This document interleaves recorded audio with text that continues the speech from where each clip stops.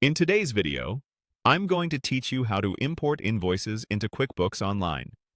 By the end, you'll feel confident bringing in a batch of invoices quickly and accurately without typing them one by one.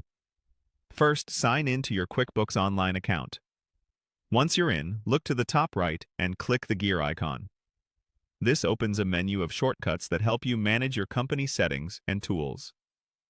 Under the Tools section, select Import Data. This is where QuickBooks lets you bring in information from a file instead of entering it manually. On the Import Data page, choose Invoices.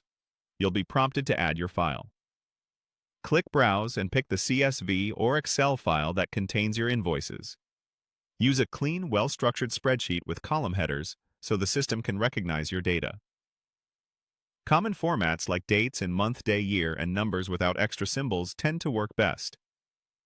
After your file uploads, you'll map your columns to the matching QuickBooks fields. This tells QuickBooks what each column represents. For example, link your Customer column to Customer in QuickBooks, Invoice Date to Invoice Date, and Due Date to Due Date.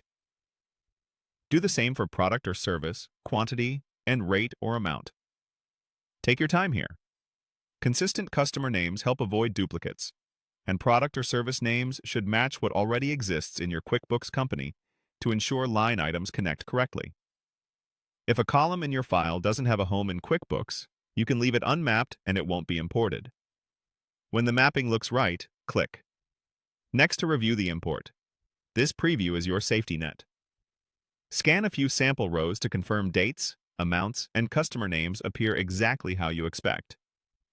Look at tax settings, if shown, and make sure amounts align with your source file. If everything checks out, click Start Import. QuickBooks will begin processing your invoices.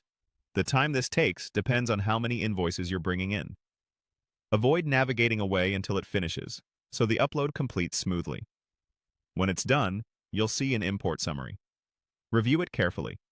The summary will confirm how many invoices were added and flag any that couldn't be imported. Use that information to make small adjustments to your file if needed. Then you can repeat the import for only the rows that need attention. That's how to import invoices into QuickBooks Online. If this video helped, please like, subscribe, and share.